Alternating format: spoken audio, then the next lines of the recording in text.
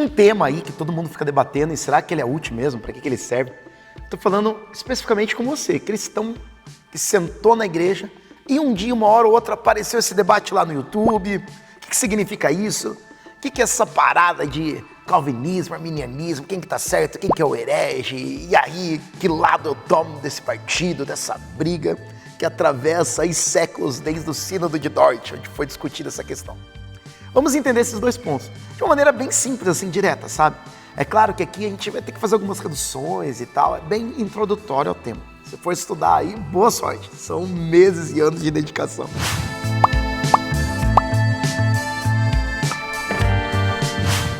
Primeiro, tem dois acrósticos para ajudar a gente a entender isso. Infelizmente, eles estão em inglês, tá? Mas facilita muito o nosso entendimento. Primeiro, a TULIP. A TULIP é o do calvinismo. Calvinismo, a doutrina defendida por João Calvino. Então teve uma disputa no Sínodo de Dort entre os remonstrantes, e os remonstrantes eles fizeram oposição a algumas doutrinas basilares. E esses eram discípulos de Armínio, ou seja, tem ali uma disputa entre os ensinos de Calvino e os ensinos de Armínio. Isso daí a gente está falando lá do século XVII. Então tem um tempo aí que existe essa disputa. Tem um outro lado nessa história, que a gente não vai conseguir entrar aqui, mas que muitos confundem, que é o pelagianismo. O pelagianismo é heresia. Agora, entre calvinismo e arminianismo, gente, os dois são salvos, os dois são crentes em Deus, e vai depender muito da vida de cada um, não é essa mecânica da salvação que vai definir as coisas. Concordamos todos que a salvação é mediante a fé em Cristo Jesus através da graça. Isso é ponto pacífico das duas visões. O que vai mudar nelas então? Como que Deus opera isso? O lado do calvinismo ele vai fortalecer a questão da soberania. Olha, Deus é soberano, ele vai lá, faz e acabou. Quem vai discutir com Deus? Você discute com Deus, você não entende a soberania de Deus, você é herege, você está diminuindo os atributos dele. E aí, o arminiano vai ficar muito preocupado com a questão da justiça. Deus é absolutamente soberano, mas ele é absolutamente justo. Então, dentro da justiça dele, como que ele vai lá, escolhe e deixa os outros ali a bel prazer e tal? Seria estranho isso, Deus de amor fazer escolhas arbitrárias e tal. Então, dentro de grupos de pessoas que amam Jesus, que estão defendendo atributos de Deus inegociáveis, existem essas duas visões. Vamos começar pela calvinista, que talvez seja mais popular hoje, que é a do TULIP, que defende. O primeiro ponto do T ali é total depravity, ou seja, depravação total. Então vamos começar, TULIP, T, total depravity. Depravação total é o quê? Todos pecaram, estão destituídos da glória de Deus, está lá em Romanos, isso é indiscutível. Todos pecaram, destituídos estão da glória de Deus. Deus nos chamou das trevas para a sua maravilhosa luz. Se não é Ele quem chama, como que nós alcançaríamos salvação? Adão pecou, logo todos pecaram, e esse pecado teve um efeito dentro de nós. Nós agimos debaixo desse pecado. O bem que eu quero fazer, esse eu não faço, eu não consigo. E aqui a ideia de depravação total não é que você é um Osama Bin Laden, que você é a pior pessoa do mundo, que você é um Hitler. Não. Significa que toda a sua mente, todas as suas vontades, elas estão contaminadas pelo pecado. Estão totalmente contaminadas. Você não é tão mal quanto você poderia ser por causa da graça comum, mas você tem todo o potencial para ser. Então, primeiro, somos totalmente depravados. E o que isso influencia na salvação? Não conseguimos chegar em Deus através do nosso próprio esforço. Gente, e isso é ponto pacífico também. Quem nos amou primeiro? Deus nos amou primeiro. Não foi a gente, tá? A iniciativa não é nossa. Então, total depravity, primeiro ponto. Segundo ponto, unconditional election, ou seja, eleição incondicional. Deus vai lá e escolhe e pronto. Não é por causa de algo que exista em nós. Ele simplesmente escolhe. Terceiro ponto aí, expiação limitada, limited atonement, ou seja, Jesus Cristo morre na cruz não por toda a humanidade, ele morre pelos eleitos. E talvez esse seja um dos pontos mais difíceis do calvinismo. Eu já vi gente falar assim para mim, eu sou calvinista de 4 pontos, ou seja, eu acredito em tudo menos na expiação limitada. Gente, não dá. Se você acredita em um ponto, você tem que abrir o pacote inteiro, tá? Se você não acredita na expiação limitada, você não é calvinista coisa nenhuma. Então, a expiação limitada é o quê? Jesus morre pelos eleitos. Qual é o argumento deles? Que a morte de Jesus é perfeita. Então, Jesus não desperdiçou sangue. Ele morreu por aqueles que já estavam eleitos pelo Pai. Então, voltando lá, depravação total. Total depravity, a letra T. Letra U, unconditional election, ou seja, eleição incondicional, não é por aquilo que você faz. Terceiro ponto, limited atonement, ou seja, expiação limitada. Quarto ponto, irresistible grace, né? Graça irresistível.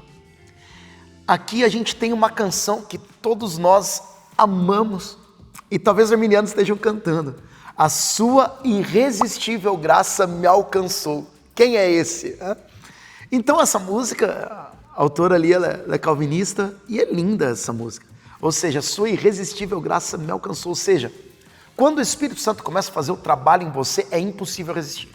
Por exemplo, Jonas tinha opção? Não. Foi lá e depois do peixe, Deus pegou ele até ele fazer.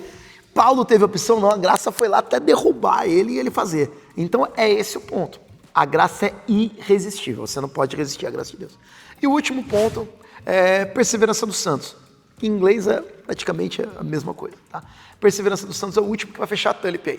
Total depravity, unlimited election, limited atonement, irresistible grace e perseverança dos santos. Perseverance of saints. Ou seja, depravação total, eleição incondicional, expiação limitada, graça irresistível e perseverança dos santos. Fechamos a tulip. Já virou calvinista? Está apaixonado pelo calvinismo aí? Será que foi Deus que te elegeu, você que escolheu? E aí?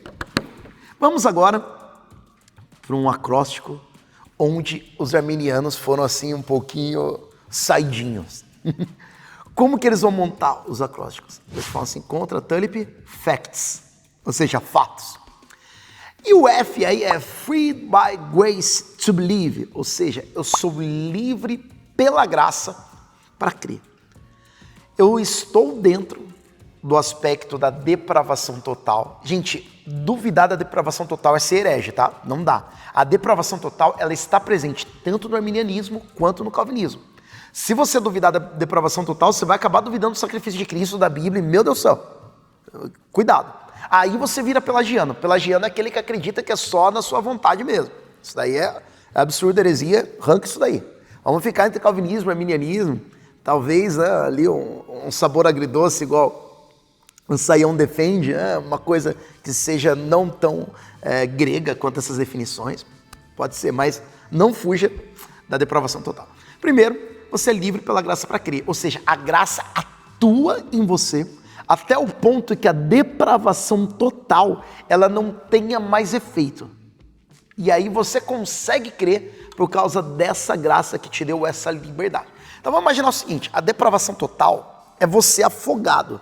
Você está lá embaixo do mar, e você consegue se salvar? Não, você não consegue, você não sabe nadar, tá? Melhorando o nosso exemplo. Você é afogado e não sabe nadar, você está lá, e agora o que eu faço? E aí, segundo o calvinismo, vem Jesus, ergue você e levanta você, e glória a Deus, e te mantém na fé, aleluia, lindo, maravilhoso. E segundo o arminianismo, você vai lá e consegue? Não. Segundo o pelagianismo, sim, mas já falamos que é heresia. O arminianismo vai fazer o quê? Deus vai pegar, o Espírito Santo vai pegar você por meio da graça e vai te levantar. Então você sai do meio daquela água, você respirei. Nessa hora que você respira, você é livre para crer.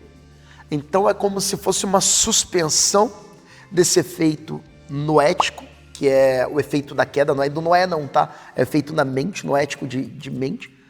Então você é livre desse efeito do pecado para você conseguir entender e ter respirar. Sou livre pela graça, freed by grace, livre pela graça para crer.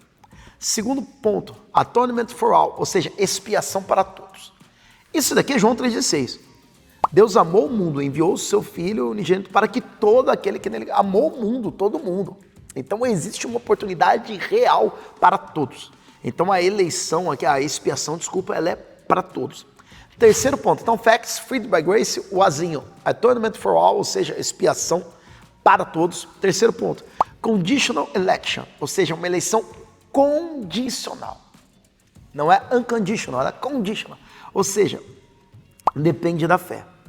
Essa fé não é uma fé de obra, ela é uma fé simples de aceitar ou não a partir do momento que a graça te deu esse respiro. Então essa conditional election é o quê? Aqueles, olha o que está lá em Romanos, aqueles que antes conheceu, este predestinou. Ou seja, antes de Deus escolher, ele te conheceu. E aí o que ele conheceu? Ele conheceu se você aplicaria a fé ou não à mensagem. Para aqueles que aplicariam fé, Deus em sua onisciência provê todos os mecanismos de graça para que ele seja salvo e ele assim é um predestinado. Predestinação não é coisa de calvinista, predestinação é coisa da Bíblia. Então, tanto arminianos quanto calvinistas creem na predestinação. Então, Freed by Grace, a graça foi lá e soltou você depois. Atonement for All, Jesus Cristo morreu por todos. Todos têm oportunidade. Conditional election, uma condição ali para sua eleição é na fé, não é mérito. Salvação por mérito, você virou herege também, cuidado.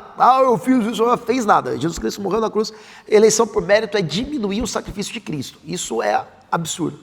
E agora, olha que legal. O quarto ponto é o primeiro da TULIP. Total depravity, ou seja, depravação total. Concordamos com a depravação total. Quem não concorda ali está no caminho herético. Quinto ponto, security in Christ, ou seja, enquanto na TULIP você acredita na perseverança dos santos, que a pessoa nunca vai perder a salvação, lembra, uma vez salvo, sempre salvo, eu sou calvinista, glória pro calvinismo, tal, sou presbiteriano, lindo. E aqui é security in Christ, ou seja, segurança em Cristo.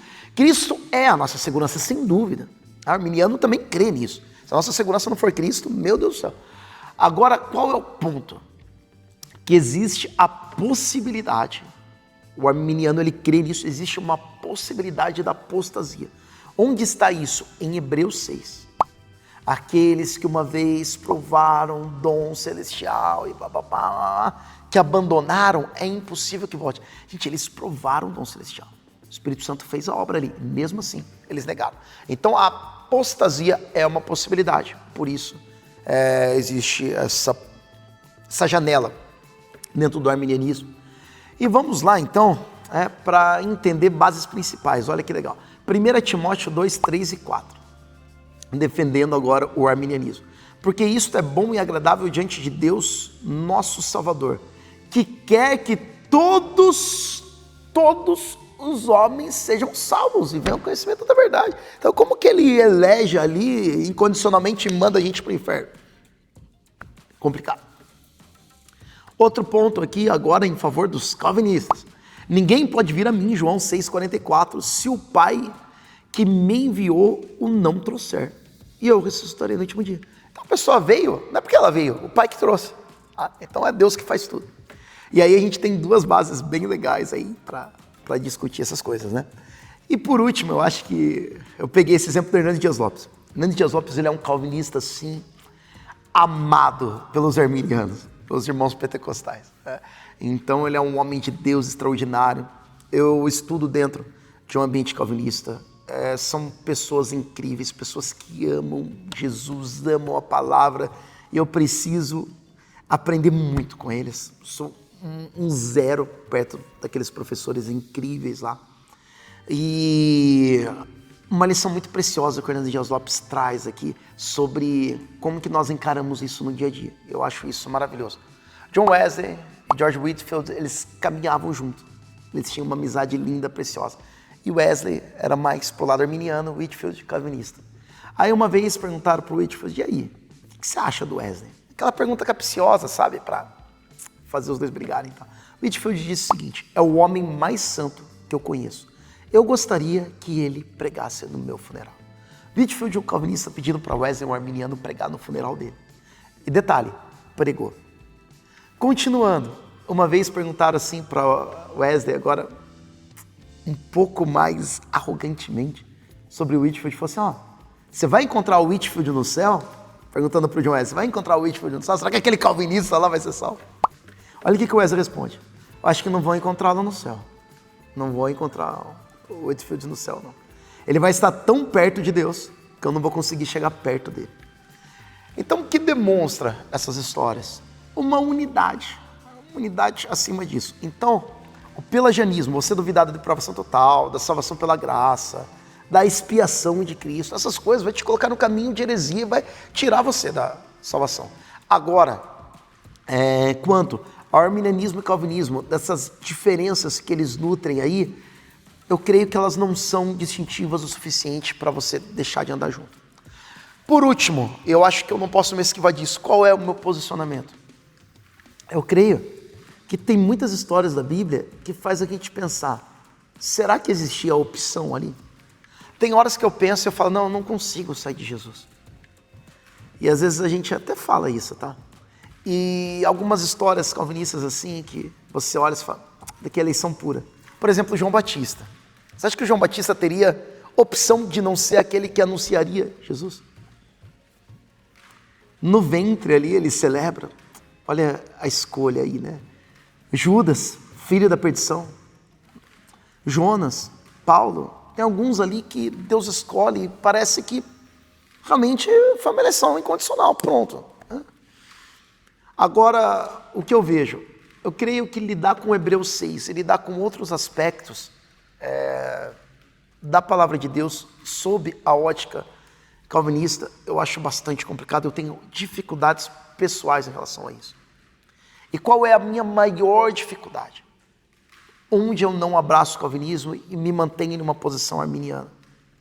É você ir para um decreto, e aí, se vocês quiserem, a gente faz um de lapsarianismo, explicando também esse tema. Mas é você acreditar num decreto, por exemplo, Deus decretou, isso da linha, por exemplo, que John Piper defende, tá? Deus decretou que uma menina de 9 anos fosse estuprada. Eu não consigo lidar com isso, tá? Então isso para mim vai além do caráter da bondade e da paternidade de Deus. Eu olho isso como uma depravação do homem, como uma maldade que sangra o coração de Deus, não que ele tenha decretado, mesmo ele sendo soberano, não duvidando da soberania e até mesmo dele ter permitido, tá? Mas ele ter decretado e determinado isso, para mim é muito difícil, muito complicado. E a origem do mal, o problema do mal, é uma coisa que as respostas calvinistas elas não são tão suficientes. Tá? Então é esse meu ponto ainda, que eu abraço o arminianismo, mas dizendo, claro, importante amar Jesus, viver para Jesus e cumprir a nossa tarefa aqui. Homens calvinistas e arminianos são incríveis, vivem para Cristo, estaremos todos no céu um dia. E eu creio que Calvino está lá abraçado do Armínio, algumas vezes triste por alguns debates, em outras dando risada. Eu vou fazer um convite especial para você. Comenta aqui se é calvinista, se é arminiano, se entendeu, se não entendeu, o que você achou. Mesmo que for um comentário ruim, comenta aí só para dar uma engajada, ajuda a gente. Curta também, coloca o curtir, aí não vai custar nada do seu tempo e compartilha. Manda esse vídeo para frente, se inscreva no nosso canal para fazer conteúdo assim, não de discussão de debate, mas que edifica, sabe? Que mostra ali uma ótica sadia, preciosa e com alguma profundidade sobre a fé.